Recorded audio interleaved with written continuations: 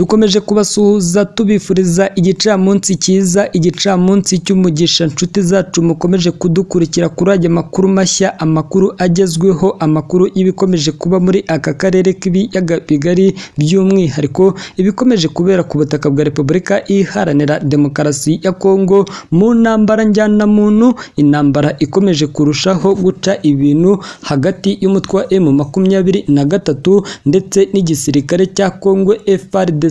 Noneho ibintu byakomeye, ibintu byahinduye isura. M23 irarimbuwe burundu. Amakuru ari hanze nuko ibihugu bikomeye cyane byahagurutse bigiye gushyira ku iherezo uyu mutwe wa M23 mu ijoro ryo kuri uyu wa kabiri mu mujyi wa Goma. Ibirimo kuhabera n'amateka akomeye cyane. Ubu ngubu ingabo za Tanzania, ingabo za Afurika y'Epfo, ibihugu birimo Ubufaransa, Ubudage bikomeje kohereza ibitwaro kirimbuzi bigomba gufasha FARDC mu guhangana n'umutwe wa M23 mu ijoro ryo kuri uyu wa kabiri mu mujyi wa Goma. Indege zaguye, ibifaru byashyizwe ahagaragara. Kuri ubu ngubu M23 igiye kuzira impunzi ziciwe mu nkambi ya Mugunga iherereye mu mujyi wa Goma. Kuri ubu ngubu M23 yategujwe ko igiye guhura n'akaga gakomeye cyane, igiye kugabwaho ibitero bigomba kuyirandura burundu,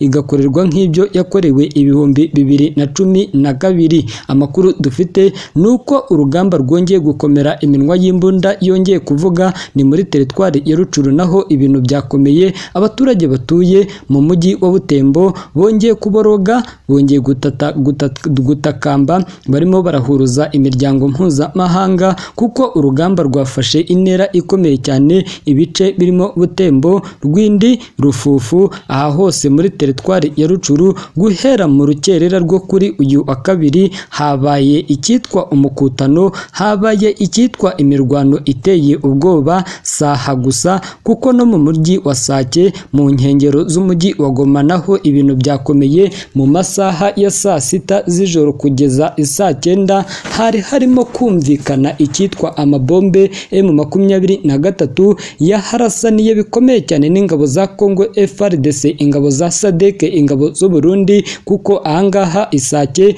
harasaniwe. Ubundi abaturage barahamurika bagaragaza ko ari ijoro ryaranzwe n'umuriro w'amasasu, ari ijoro ryaranzwe n'imiborogo, by'umwihariko ku baturage batuye mu buce bwa Bweramana, Buhumba ndetse n'agace ka Rubaya, kuko utu duce twose murabizi ko turi mu duce turi hafi n'umujyi wa Sake, kandi utu duce twose tukaba duherereye hafi n'ibirombe by'amabuye y'agaciro bya Rubaya. Niho habereye icyitwa umukutano, niho habereye icyitwa kurasana. M23 bayisutseho amabombe ubundi irahamurika, kuko ingabo za Tanzania ziri hariya zirimo gucucunyura icyitwa amasasu, ingabo za Afurika y'Epfo ziri hariya zirimo kurekura icyitwa umuriro. Ingabo z'u Burundi byose nakubwira ibyo zakoze n'amateka atazigera yibagirana. By'umwihariko ikinyamakuru cya Kivu Morning Post dukesha iyi nkuru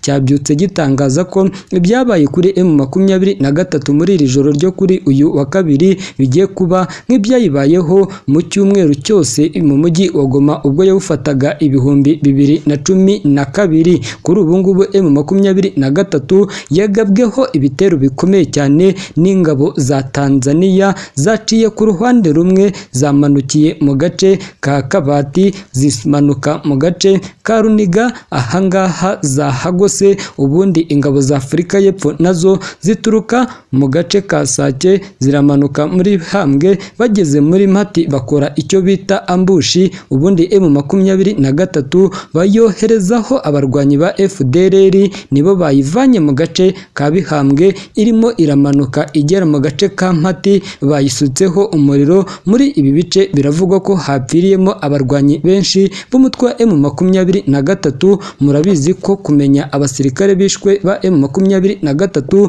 ari ikintu kigoye, ariko abaturage bari ahangaha nibo batangaje ko M23 yishwe biteye ubwoba. Gusa M23 murabizi ko yasezeranye ko izarwana paka kugeza ku munota wa nyuma. By'umwihariko mu ijambo ryashyizwe ahagaragara na Colonel Nanga usanzwe ukuriye Ihuriro ry'imitwe ya politike na gisirikare ya FCI yavuze ko badatewe ubwoba no kuba ingabo za SADC zabateguje ko zigiye kubagabaho ibitero, badatewe ubwoba no kuba leta ya Kongo ikomeje kuzenguruka amahanga ishaka inkunga izayifasha guhangana nabo, bityo M23 ngicyo ishyize imbere no kurwana igakiza abaturage bo mu bwoko bw'abatutsi bakomeje guhura n'akaga gakomeye cyane ku bwicanyi bukomeje gukorwa kandi bugakorwa n'igisirikare cya Kongo FARDC gifatanyije n'abawazalendo. M23 yanasabye ko nihagira umurwanyi wabo uwo ari we wese uzagaragara mu bucukuzi bw'amabuye y'agaciro azabihanirwa iteka ryose, ndetse M23 yibukije abaturage bose ko itaje gufata amabuye y'agaciro ahubwo yaje kubacungira umutekano. Ibi yabitangaje nyuma y'uko ibinyamakuru bitandukanye bisanzwe bibogamira ku gisirikare cya Kongo byagaragazaga ko M23 yafashe Rubaya, yafashe Bihambwe, yafashe agace ka Kabati mu rwego rwo gucukura amabuye y'agaciro ya Rubaya. Nyamara hari amakuru avuga ko nubwo M23 igenzura Rubaya ariko isaha ku isaha ishobora kuhakurwa n'ingabo z'u Burundi, kuko n'ubusanzwe abacuruzi bacukura amabuye y'agaciro muri Rubaya ni Abarundi, ndetse ingabo z'u Burundi niyo mpamvu ngo zinjiye kuri ubu butaka bwa Kongo mu kubungabunga ibi birombe by'amabuye y'agaciro ya Rubaya. Amakuru dufite nuko mu minsi ishize u Burundi buherutse kohereza ingabo zirenga 1200, bivugwa ko zaturutse muri Kivu y'Amajyepfo zirazamuka hariya Minovo zimanukira mu gace ka Bihambwe. Aka gace ka Bihambwe ni agace gakorotiriye Rubaya, ndetse amakuru dufite nuko aba basirikare bamaze kuhava bajya mu mujyi wa Goma, gusa nibahavuye buheriheri kuko barategura kugaruka basuka ibibombe ku barwanyi b'umutwe wa M23. Amakuru aravuga ko muri teritwari ya Rucuru ibintu byakomeye ibyahabereye ari amateka akomeye cyane, kuko mu mujyi wa Butembo habereye icyitwa umukotano, nk'uko tubikesha isoko yacu iri mu gace ka Kanyabunyoga. Yemeje ko abarwanyi ba M23 bahuye n'akaga gakomeye cyane mu gace ka Rufufu. Agace ka Rufufu gaherereye muri grupama ya Kanyabunyoga muri teritwari ya Rebero muri Kivu y'Amajyaruguru. Abatangabuhamya kandi bavuga ko ingabo za Kongo FARDC n'abawazalendo babanje gutera ibirindiro by'umutwe wa M23 biza kwisanga baguye muri ambushi bari batezwe na M23 mu gace ka Rwindi, maze ahangaha habera icyitwa kurasana, imbunda ziracucunyuka. Amakuru avuga ko M23 yaharasiye abasirikare benshi ba Afurika y'Epfo, inaharasira abasirikare benshi b'abawazalendo ndetse n'aba FARDC. Aya makuru kandi yemejwe na Bwana Omar Kovota, umuvugizi wa societe civile yo muri aka gace. Kavota yashimangiye ko ibintu bikomeje kuba bibi, ibintu bikomeje kurushaho guhindura isura muri aka gace. Anavuga ko M23 barimo kwikanga ko isaha ku isaha ishobora gufata aka gace ka Butembo. Umutwe wa M23 ukomeje kwigarura ibice byinshi byo ku butaka bwa Kivu ya Ruguru ndetse no ku butaka bwa Kivu y'Epfo. Hari n'abadahwema kuvuga ko M23 igiye gufata Kivu ya Ruguru ubundi igakuraho ubutegetsi buyobowe na General Peter Chirumwami. Umuyobozi wa MONUSCO Madamu Bintou Keita mu ijambo aherutse kugeza mu nteko nshinga amategeko ya Loni yavuze ko M23 irimo irafata ibice byinshi ku kigero kitigeze kibaho. Anagaragaza ko M23 nidacungirwa hafi ishobora kuzakora ibyo leta y'i Kinshasa itigeze itekereza. Kuri ubu ngubu M23 yatangaje ko igomba gufata Sake igafata Goma. Yavuze ko izafata Sake igafata Goma, igafata n'ibice bitandukanye birimo Kisangani, igafata na Kinshasa, igakuraho ubutegetsi bwa Perezida Felix Antoine Tshisekedi bukomeje gushyigikira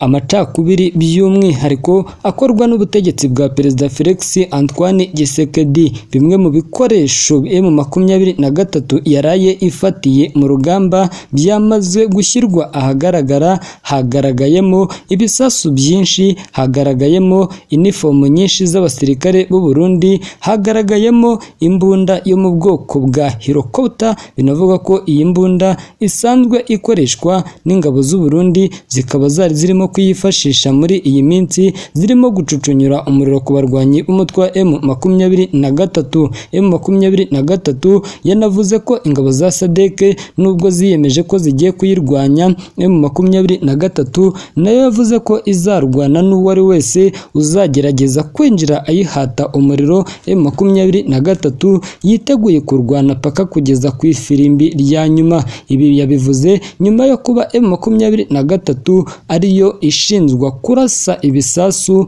tariki 3 z'ukwezi kwa gatanu 2024 mu baturage bari mu nkambi ya Mugunga iherereye mu mujyi wa Goma. Murabizi neza ko Leta Zunze Ubumwe za Amerika zasohoye itangazo rikavuga ko zibabajwe no kuba RDF na M23 barakoze biriya bintu, baragabye ibitero mu nkambi ya Mugunga y'abavanywe mu byabo n'urugamba. Amakuru avuga ko M23 yashyize ukuri kose ikagaragaza ko byakozwe n'ingabo za Congo FARDC zigamije guharabika izina ry'aba barwanyi b'umutwe wa M23. Hari abantu bavuga ko M23 yaba atariyo yararashe muri iriya nkambi ya Mugunga, ahubwo ngo ari ingabo z'u Burundi zaba zarahashe, dore ko bivuga ko iki gisasu cyaguye muri iyi nkambi ya Mugunga cyavuye mu gace ka Minovo, kandi aka gace ka Minovo gasanzwe ari ibirindiro bikomeye cyane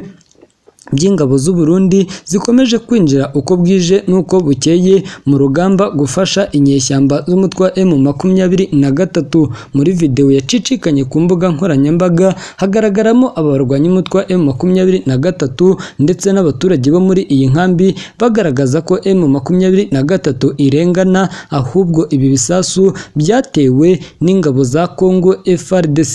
Nubwo bimeze gutyo, ibihugu bikomeye cyane birimo Ubudage, Ubufaransa, Leta Zunze Ubumwe za Amerika, ibihugu byose bikomeje kohereza ibikoresho bya gisirikare ku butaka bwa Repubulika Demokarasi ya Kongo. Amakuru dufite nuko igihugu cy'Ubudage cyohereje ibitwaro, cyohereje imbunda n'iniri, cyohereje indege z'intambara zigomba gufasha leta y'Kinshasa mu kwirukana burundu umutwe wa M23. Ibinyamakuru byandika ndetse n'ibitangaza bikomeje kugaragaza ishusho y'ukuntu uburasirazuba bwa Kongo buhagaze. Hari n'abadahwema kuvuga ko uburasirazuba bwa Kongo bwamaze kuba ikibuga cyo kumenaho amaraso, dore ko M23 ndetse n'ingabo za Kongo FARDC uko bwije nuko bukeye hatabura umuturage ugwa mu mirwano ibahuza, by'umwihariko bigakorwa kandi amahanga ari aho ngaho arimo kurebera, atagaragaza ko iki kibazo kigomba gukemuka, dore ko M23 isaba ibiganiro na leta ya Kongo, banze ubundi abarwanyi ba M23 bakaba bashyirwa imbere mu gisirikare cy'igihugu. Nyamara leta y'Kinshasa yavuze ko nta gihe na kimwe izigera igirana ibiganiro na M23, ahubwo bazayirasa paka ivuye ku izima igahungira mu gihugu cy'Ubugande ndetse n'u Rwanda, nk'uko yabikoze 2012-2013 ubwo yahatwaga umuriro n'ingabo za SADC n'ingabo z'umuryango w'abibumbye n'ingabo za Kongo. Barashe M23 irahunga, ihungira mu gihugu cy'Ubugande, abandi bajya Tanzania, mu Burundi. Bivugwa ko bisuganyije 2017 baza biyemeje gupfa no gukira. Bivugwa ko baje bayobowe na General Sultani Makenga, umugaba mukuru w'intare za Sarambwe.